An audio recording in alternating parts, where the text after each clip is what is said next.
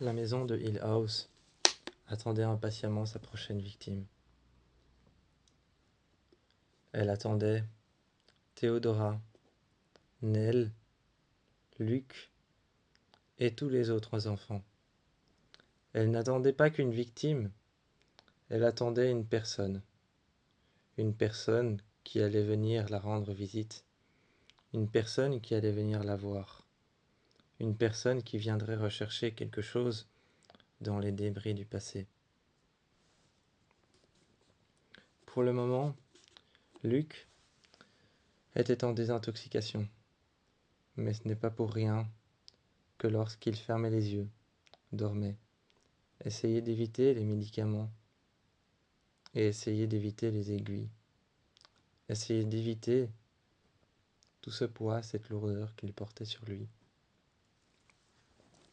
Alors qu'il tentait d'essayer d'arrêter d'acheter de la drogue, d'arrêter d'acheter de la drogue, de la faire cramer dans une aiguille d'arrêter de la faire cramer, de stériliser l'aiguille avec une flamme, d'arrêter d'essayer de faire brûler une cuillère avec à l'intérieur des substances illicites. Alors qu'il tentait d'arrêter ça, tous les soirs, il ressentait la même douleur dans son bras, comme si une aiguille s'incrustait, la même chaleur à côté de lui, une chaleur qui paraissait paternelle, maternelle, une chaleur qui paraissait familière. Mais en réalité, c'était un fantôme qui le hantait depuis bien des jours, sur lequel il avait été son nom, et sur lequel il ne dirait ni à Théodora, ni à Nell, ni à sa mère et à son père, qu'il existe, qu'il était là, qu'il était venu le voir. Un soir, Luc s'était réveillé, à cause d'une chaleur paternelle, une chaleur aimante. Mais en réalité, ce n'était que son briquet, posé à même le sol, avec une aiguille, une seringue, l'aiguille en train de brûler, de se calciner dans la flamme et d'être stérilisée. Juste à côté, la petite cuillère, qui n'attendait qu'à être posée sur la flamme, le briquet qui brûlait, un ancien briquet à huile, un briquet à gaz. Luc la regardait. La tentation était forte, mais plus qu'autre chose, pas la tentation de résister, pas la tentation de résister à l'aiguille, pas la tentation de résister à la drogue, mais la tentation de résister. La tentation de résister, de retourner à Hill House. Cette tentation de résister, de retourner à Hill House, était beaucoup trop forte pour lui.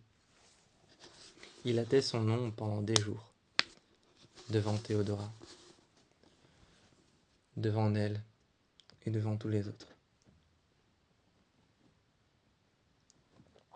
Par peur de réveiller ce qu'il s'est passé dans cette maison, il hâtait son nom. Ils se sont tous rassemblés chez Théodora, dans son appartement. En parlait ensemble. Luc avait l'air préoccupé.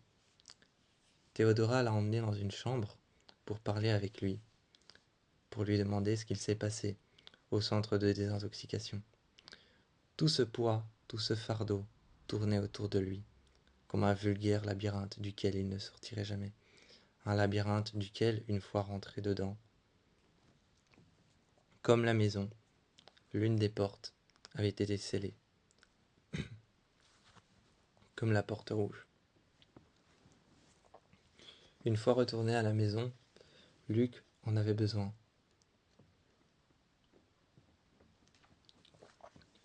La maison était en train de jouer avec lui, de lui rappeler ce fantôme qui avait déposé cette flamme. Juste en face de la porte rouge, sa mère, vêtue d'une robe rouge, de la même intensité que la porte un petit peu ouverte, légèrement, mais juste assez pour y glisser un doigt, une main, mais pas pour l'ouvrir. Coincée au sol, elle ne bougeait pas. Sa mère la regardait, et quand il a saisi sa mère dans ses bras, ce n'était plus sa mère. Il a senti une boule, une bosse au niveau du cou. Il s'est reculé et a vu Nell, qui était en train de la regarder. Dans sa robe blanche, à petites fleurs blanches, la dame au cou tordu était réapparue. Cette fois-ci, ce n'était pas pour Nell, comme dans la rue, quand elle avait été acheter de la drogue pour lui. Il se souvenait de ce souvenir, et cette apparition de la dame au cou tordu était là juste pour lui rappeler qu'il avait fauté, qu'il avait fauté, qu'il avait demandé à Nell d'aller acheter son quota de drogue, d'aller acheter sa dose pour pouvoir se droguer. Continuer, juste un peu, juste une fois. Ensuite il arrêtera. Et il entendait cette voix, partout. Il voyait Nell dans une chambre, assise, en train de lui dire « Tu m'as demandé d'aller acheter la drogue. Tu m'as demandé d'aller acheter. Et je l'ai fait. » Elle lui expliquait, calmement assise, elle n'avait pas l'air fantomatique.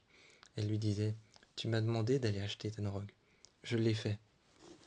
Et j'ai vu la dame au cou tordu. Je l'ai vue. Elle est tombée d'un étage, celui de la maison, d'un autre étage, celui de ma chambre, et puis ensuite d'un autre étage, celui de la rue. J'ai eu peur, j'ai été effrayé.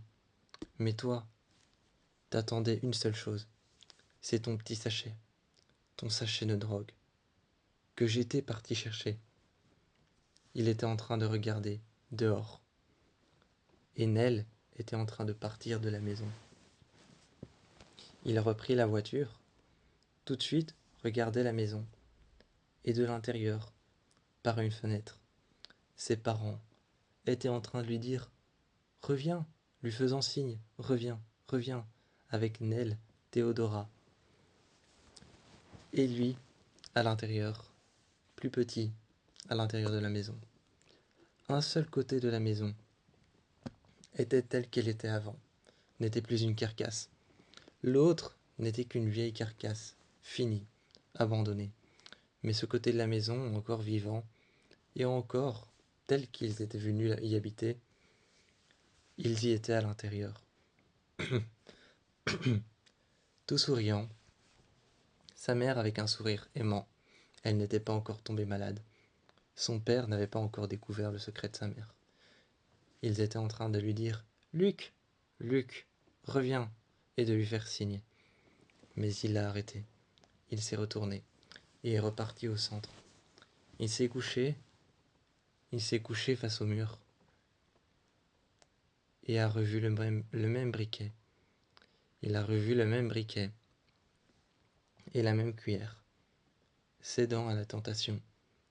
Ce n'était pas la maison. Ce n'était pas la maison qui l'a fait céder. Ce n'était pas sa famille. Ce n'était pas Nell, assise sur le lit.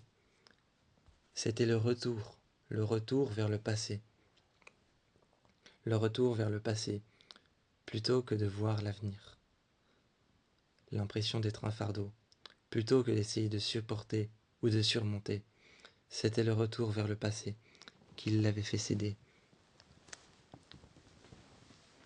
Il prit alors la cuillère, prit le briquet, mit alors l'aiguille dans de l'eau, une bouteille d'eau sur le côté et un verre d'eau. L'aiguille se stérilisa toute seule. On a entendu le bruit de la chaleur sur le métal faire un petit bruit étouffant à l'intérieur de l'eau. Il ressortit l'aiguille, plongea alors l'aiguille dans la cuillère, dans la drogue liquide qu'il y avait dans la cuillère, aspira avec la seringue, et finalement avec un garrot, céda. Il céda une seule fois, et s'enfonça l'aiguille une première fois, une deuxième fois. Une main derrière lui chuchota « Fais-le, encore une fois ». Il se retourna et regardait. C'était le fantôme de la chambre, Nell, La culpabilité de Luc n'était pas que d'être drogué, d'être toxicomane, ou de se sentir un poids pour tout le monde, d'être de trop, en plus de la maison, mais d'avoir demandé ce soir-là à Nell de sortir pour lui, acheter de la drogue, alors qu'il pouvait très bien le faire tout seul. Mais Nell n'avait pas encore parlé de la présence de la dame au cou tordu, qui lui avait rappelé tout son traumatisme. Les présences fantomatiques avaient disparu, mais les traumatismes étaient restés et se manifestaient comme des fantômes. Mais ils paraissaient trop réels pour pouvoir les ignorer. C'était comme un fantôme, mais en réalité, c'était plus que ça. C'était la volonté et la culpabilité qui s'étaient mélangées à l'intérieur de ce que ressentait Luc, pour Théodora, pour Nell, pour la mort de Nell et pour ses parents. Un fantôme qui le hantait, même quand il essayait de se guérir et de se soigner. Il l'avait appelé le fantôme du centre. Il l'avait appelé le fantôme du centre de toxicomanie. Il l'appelait le fantôme de sa chambre, celui qui restait et qui lui montrait, qui de temps en temps faisait éclater un bruit pendant la nuit ou frappait contre le mur pour le réveiller. Cela le hantait, par des souvenirs qui revenaient fréquemment et des pensées inconscientes envers sa famille. Mais sa peur de la maison, son impossibilité de dire aux autres qu'il y était retourné et de provoquer à nouveau un conflit familial, sa culpabilité envers ce qu'il a fait cette nuit-là ne faisait que s'agrandir tant qu'il n'ouvrait pas la bouche pour le dire.